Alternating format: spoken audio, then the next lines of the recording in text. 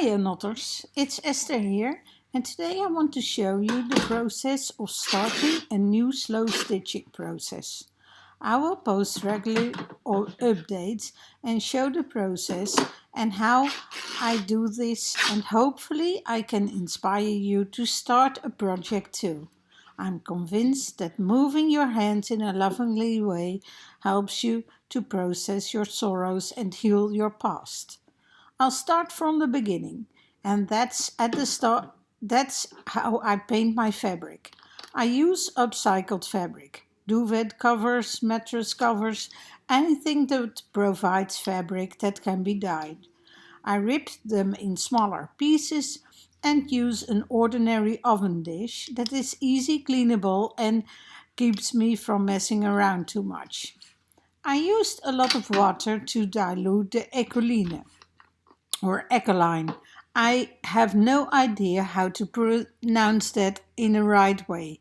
It's from Thailand, and I remember we used that in kindergarten already on our Dutch schools. So I use a lot of water and just dip in the paint. In this case, I used green, blue, and black to become different kind of shades. I don't want to have an evenly color because I like to have the different shades.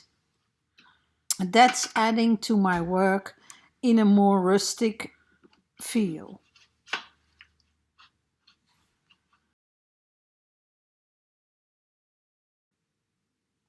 The background is made of two different layers. A yellow one, it's an old duvet, and the top is an old curtain.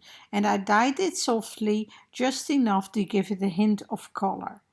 I stitched the layers together with a zigzag, and it won't be very even, but it's also adding to the feel of it. I like it messy. As I will go through with it, with my embroidery, it will get a wavy effect, and that's what I like of the two layers. So enough of that. Now it's time to get out of my color palette. I want to use some pinkish reddish, and as you can see, I'm looking for the good shades which I like. This one was way too red, way too orange, so I won't use that. But the purple or the lavender more on the top left of this piece will be great. Next to that, I will use green for all kinds of foliage and leaves and that kind of feel. It will also be like the pastime, a lot of birds, a lot of flowers, leaves, and bugs. I was searching for the word bugs. And um, I have a lot of embroidery floss and I want to use everything of it, but also in the same shades. As you can see, I put them on clothespins. I don't use cards or boxes where I have everything very neat in line. I throw everything in one place and I just grab what I like. I think that adds to the messiness of it.